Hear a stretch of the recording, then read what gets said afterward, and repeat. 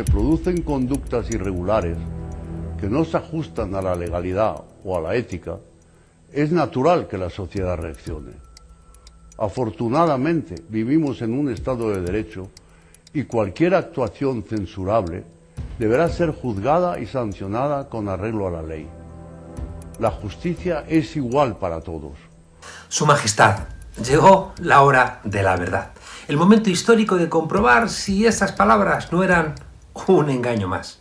Una democracia no encaja bien con esa forma de omertá en torno a una institución monárquica cada vez más desprestigiada. Pese a que periodistas, jueces, políticos y espías han estado durante 40 años tapando, y nunca mejor dicho, tapando sus pocos transparentes asuntos.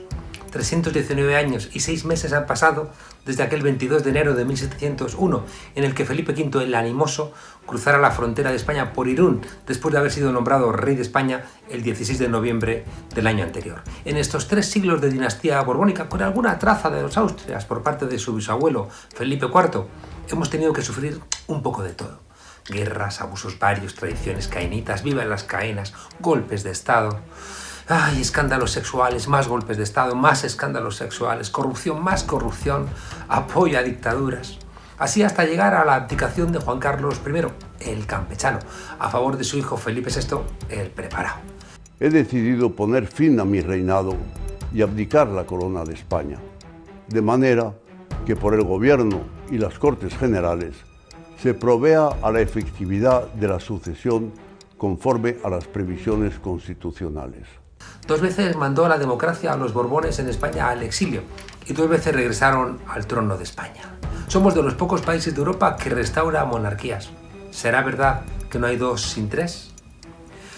¿Cuánta razón tenía el viejo Siset cuando decía que la estaca está cada vez más podrida? La justicia suiza y los medios de comunicación extranjeros lo han puesto en absoluta evidencia. Lo siento mucho. Me he equivocado y no volverá a ocurrir. La dinastía borbónica en un bucle infinito, no lo volveré a hacer, pero siempre vuelven a las andadas porque son reyes precisamente para poder hacer esas cosas. La historia monárquica está repleta de idas y de venidas, de abdicaciones y de traiciones. Carlos IV creyó que la monarquía era un depósito suyo y no de la nación, y la puso en manos del rey Felón, que después se la regalaría a Napoleón, siempre tan patrióticos. Pero algo no se debió de hacer bien, porque después de mandarles a Bayona en 1808, pues volvieron. Y lo hicieron más absolutistas que nunca. ¡Viva la cadena! Aún regresaría Fernando VII una vez más, en el año 23, para acabar con el tirano liberal. Le ayudaron tropas extranjeras, los 100.000 hijos de San Luis, soldados y mercenarios franceses, mandados por generales extranjeros en suelo hispánico, y recibidos en la calle Núñez de Balboa de la época, al grito de ¡viva el rey absoluto! ¡Viva la religión! ¡Viva la Inquisición! A Rafael del Riego, un héroe, lo mandó a ahorcar el Borbón Felón. Al grito de abajo los Borbones, ¡viva España con honra!, fueron exiliados a París en 1868 otra vez, pero volvieron más folclóricos que nunca.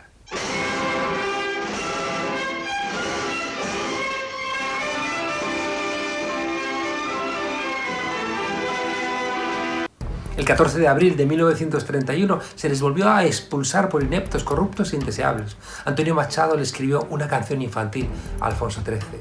La primavera ha venido y don Alfonso se va. Muchos duques le acompañan hasta cerca de la mar. Las cigüeñas de las torres quisieron verle embarcar. Sí, juro lealtad al jefe del Estado y fidelidad a los principios del movimiento nacional y demás leyes fundamentales del reino. Pero el dictador Francisco Franco nos los volvió a imponer tras su muerte. Ya lo decía el viejo Siset, en cuanto abandonas un instante, la estaca se hace más gruesa, más grande, más recia. La estaca se ha hecho más gruesa gracias a trampas, es verdad, como la de Adolfo Suárez cuando forzó la inclusión de la monarquía en la ley de la reforma política del año 76 para evitar así que los españoles pudiesen decidir si querían monarquía o república. Simplemente que la mayor parte de los jefes de gobierno extranjeros me pedían referéndum monarquía república. Claro, eso era peligrosísimo en ese momento. Las encuestas y pedían. Claro. Y a Felipe se lo estaba diciendo algo que quería. Entonces yo metí la palabra y la monarquía. Y de aquella manera... Que había sido sometido a referéndum. Claro. La estaca se hizo más grande cuando nos vendieron la historia de un rey muy valiente que salvó a nuestra democracia la noche del 23 de febrero de 1981. Al dirigirme a todos los españoles, con brevedad y concisión, en las circunstancias extraordinarias que en estos momentos estamos viviendo, pido a todos la mayor serenidad y confianza. La historia ha demostrado que el rey no era tan valiente ni tan demócrata como nos quisieron vender, incluso hasta en una serie. Que aquel golpe de Estado se fraguó en la misma Casa Real y que tuvieron que frenarlo porque Antonio Tejero no estuvo a favor de la componenda que habían armado los que acompañaban al rey emérito. Decía Rudyard Kipling que la victoria y el fracaso son dos impostores y hay que recibirlos con idéntica serenidad y con saludable punto de desdén. Aquella falsa victoria del 23F, aireada hasta el aburrimiento por unos medios de comunicación cortesanos, aumentó hasta cotas estratosféricas la soberbia y la prepotencia de don Juan Carlos. Los más pelotas lo llamaban campechanía. Os invito a levantar nuestras copas, que no nos han puesto nada. Nepotismo, corrupción, comisiones, mordidas, cacerías cinegéticas, cacerías sexuales, tensiones familiares, osos borrachos, elefantes en Botsuana. Escándalo, escándalo, tacita, tacita. La monarquía hoy regresa por donde solía. Para Felipe VI esto es un lecho de Procrusto, donde si te sobresalen los pies, cuidado, que te los cortan. Renunciar a la herencia no tiene las mismas propiedades alucinógenas que el veneno del sapo bufo. Mientras viva su padre, no hay renuncia que valga. Tampoco ayuda mucho a la institución discursos como el pronunciado tras el referéndum en Cataluña o la petición a la nobleza de manera tan medieval que brindaran aceite y leche para los damnificados del COVID-19. Houston, tenemos un problema. La derecha está reclamando a la monarquía como suya. Cuando desde el Parlamento Democrático se pide una comisión de investigación sobre la monarquía, los nietos del 36 gritan ¡Viva el rey! Durante el franquismo, España fue un reino, aunque solamente hubiera un caudillo. La derecha quiere convertir a la monarquía en un espacio de defensa de sus privilegios, que siga siendo el tapón que evite que las aguas sucias desagüen. Quieren una monarquía restaurada de nuevo, eso sí, al servicio de sus chiringuitos, de sus gürtel, de sus púnicas, de sus mamandurrias. Quieren hacer con la monarquía lo mismo que han hecho con la bandera, apropiarse de ellas. Ay, lo mismo que quieren hacer con el ejército, con la Guardia Civil o con la judicatura. Pero es que estamos en el siglo XXI y además en Europa. No va a ser tan sencillo. Los vicios de la transición son los vicios de la democracia. Y si a la muerte de Franco seguramente no era fácil hacer otra cosa que lo que se hizo hoy, debiéramos atrevernos a dejar de ser diferentes respecto de nuestro entorno europeo. Y nada ha hecho más por la democracia en Europa que colocar a los monarcas cuando ha sido menester donde les correspondía.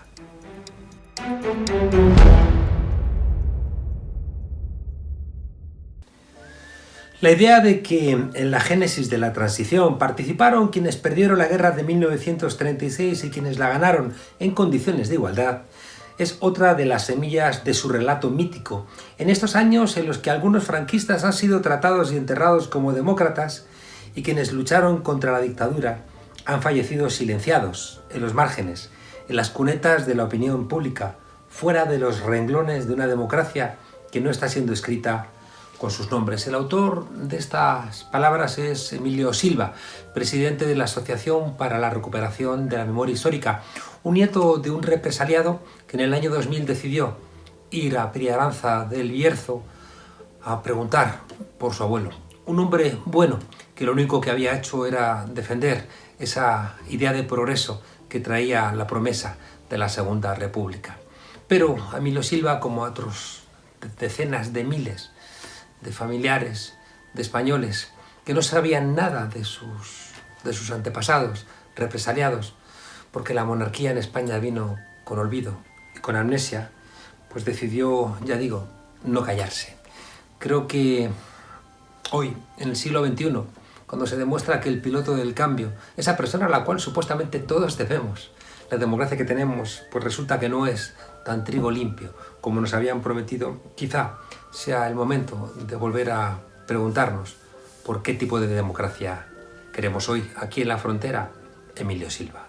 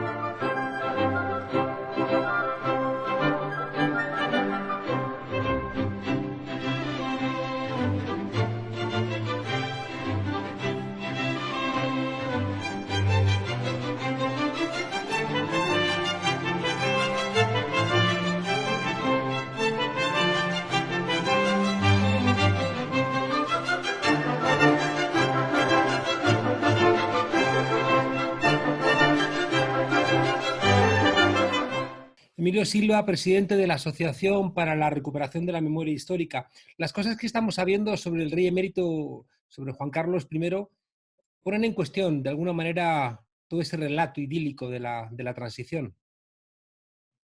Bueno, de hecho, son cosas que se han sabido durante mucho tiempo y ahora lo que está ocurriendo es que pueden salir a la luz, ¿no? Porque que era un jefe de Estado que hacía múltiples negocios aprovechando su posición predominante, es algo que ha ocurrido incluso desde antes de la muerte de Franco, ¿no? Porque hay reportajes que se pararon en las mesas de la revista Interview sobre, por ejemplo, ingresos económicos en la Fundación Princesa Sofía, que son muy anteriores a esto que estamos conociendo ahora. Entonces forma parte bueno, pues de una élite que desde la muerte de Franco ha seguido utilizando la misma metodología para mezclar poder con misiones y negocios económicos bueno, disfrazado todo eso de una especie de discurso de sacrificio y de generosidad con el pueblo español, ¿no? Yo recuerdo en los 80, como por ejemplo, decían, bueno, qué duro es ser rey, ¿no? Qué duro es ser rey. Se creó esa idea de que tenía una vida terriblemente sacrificada. Fue bastante hedonista. Me llama la atención algunos periodistas de estos cortesanos que están diciendo que hay que separar las cuestiones particulares de lo que haya hecho el rey, ¿no? En su vida privada de su comportamiento como jefe del Estado.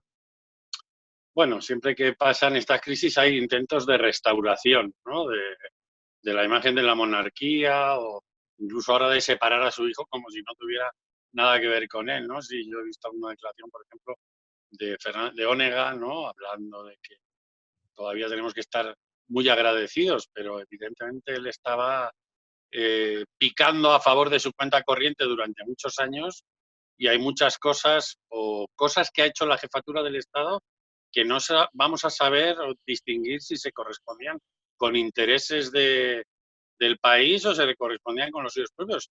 Y de hecho hoy en día es sorprendente que la Casa Real no tenga una declaración de bienes del jefe del Estado, porque yo quiero saber si acepta en su agenda un acto con una determinada empresa, si él puede tener algún tipo de interés personal en su propia economía cercano a ese sector, ¿no? Todavía estamos en primero de básica de transparencia de la monarquía.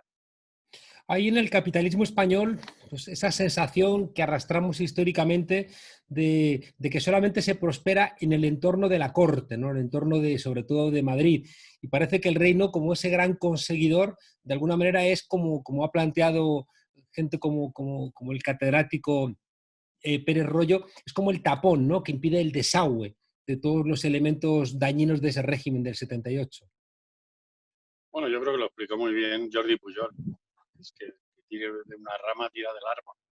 Porque Jordi Pujol pertenece a toda esa escuela de la zarzuela, donde un montón de aprendices han seguido la estela de Juan Carlos, de expresidentes del gobierno, de dirigentes políticos, que tienen que ver con que luego se han dedicado fundamentalmente a utilizar sus agendas para que les descuelguen ministros de medio mundo llamadas telefónicas y andar como visitadores médicos vendiendo contratos por el planeta, que es fundamentalmente lo que han aprendido Juan Carlos.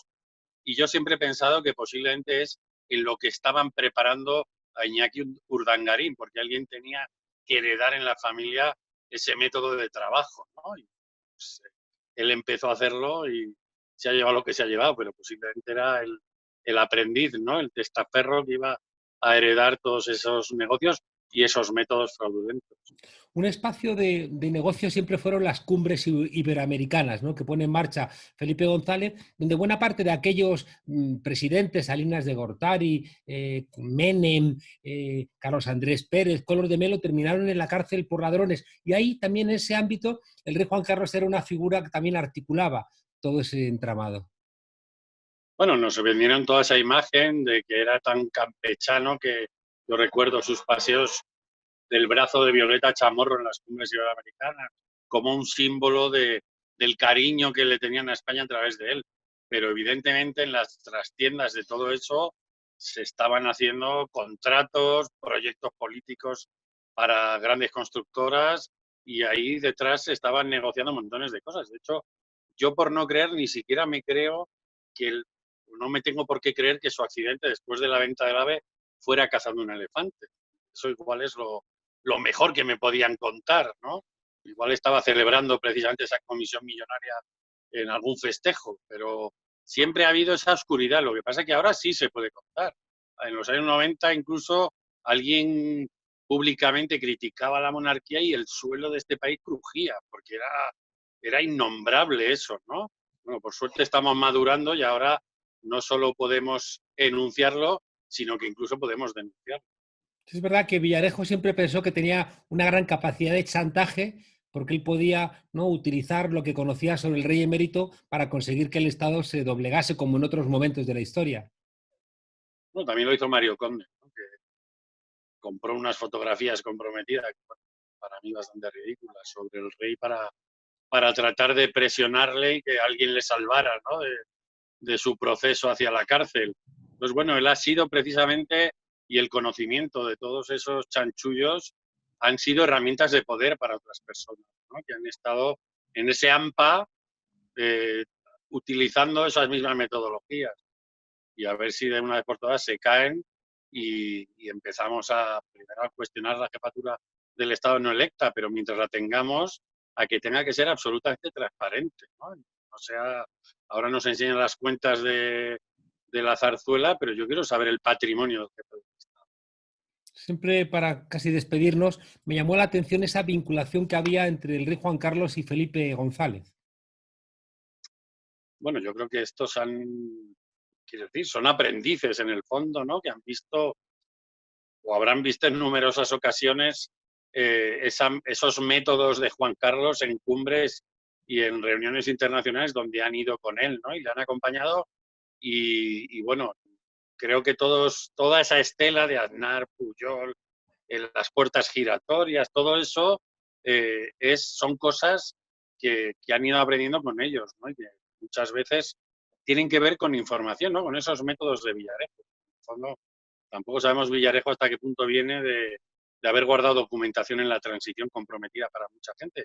Y eso es una metodología que usó él, que usó el rey y que se ha usado desde muchos sitios, ¿no?, para la hora de presionar y conseguir contratos. Entonces, esto es todo es un sistema, ¿no?, que estaba aquí aterrizado sobre el discurso de la democracia ejemplar y que ahora, por suerte, pues está por lo menos diluyéndose. Una última cuestión, a mí me pareció estremecedor el comunicado de Felipe VI diciendo que no quería tener nada que ver con los dineros de su padre porque procedían, y es la afirmación, ya digo, estremecedora, muy presuntamente de lugares sucios y poco recomendables. ¿Afecta lo que está pasando con el rey Juan Carlos I? Que, bueno, hay una discusión sobre si será juzgado, si será encarcelado, si se va a exiliar. ¿Afecta todo este entramado a la monarquía en España? Bueno, yo creo que afecta no solo porque es hereditario todo lo que hay en ella. Y entonces cuando uno hereda y acepta la herencia, tiene que aceptar todo el lote, ¿no? No, esto me sirve, esto no me sirve. Y seguramente la Casa Real tiene información muy interesante que debería poner a disposición judicial para que se conozcan todos esos tejemanejes, ¿no? Entonces no basta con decir que yo me aparto e insisto en que no sabemos cuáles son los bienes de Felipe de Borbón, ¿no? Hasta dónde punto está apartado o hasta qué punto pues algunas donaciones extrañamente millonarias que ha recibido de personajes que se han muerto en estos años podían ser formas incluso de reingresar ese dinero de otras maneras, ¿no? O no sabemos si Juan Carlos de Borbón también se acogió a la amnistía fiscal y puede tener que ver con regularizaciones de bienes que evidentemente apoyan a sus herederos, ¿no? De hecho, su hija se acaba de comprar una gran casa en Suiza, ¿no? Y no creo que sea de su sueldo. Y entonces, Juan Carlos I será juzgado, no será juzgado, morirá en España, irá al exilio, como ha planteado algún medio, buscará la Casa Real, como bien planteabas antes, alguna manera, ¿no?, de hacer cortafuegos para restaurar en la figura de Felipe VI la monarquía, pues de alguna manera caduca y corrompida, ¿no?, que parece que representa a Juan Carlos I. Bueno, esto yo creo que siempre ha sido un discurso de muchos sectores, incluso progresistas, que han sostenido la monarquía declarándose republicano, ¿no? Esta cosa de que el campechano es que embellece la institución es otra cosa, ¿no? Y yo creo que lo que hay que hacer es mirarlo como algo que es parte de la institución. O sea, el hecho de que un jefe del Estado no sea electo le da todas las herramientas para construir estas tramas, ¿no? Y que pueda ser vitaliciamente el que ocupa ese puesto. Entonces, yo dudo de que vaya a ser juzgado, ¿no? Porque igual que lo dudo de Pujol, también tiene muchas pruebas en contra, pero está bastante lejos por ahora de un banquillo, ¿no? Entre otras cosas porque, como decía el fiscal suizo que ha estado detrás de muchas de sus investigaciones, España igual no podría soportar, ¿no? Saber todo lo que hay detrás de esto, ¿no? Y yo creo que sí podría soportarlo, pero esa es una forma de vender que necesitamos la impunidad para seguir adelante. Emilio Silva, presidente de la Asociación para la Reparación de la Memoria Histórica, y bueno, siempre llama tanto la atención, ¿no?, cómo se ha maltratado históricamente en este país a los que lucharon por la democracia, y en cambio, ¿no?, como siempre la figura de la monarquía tiene todavía en el siglo XXI algún tipo de bula. Bueno, estamos cambiando eso. Muchas gracias y un fuerte abrazo desde la frontera.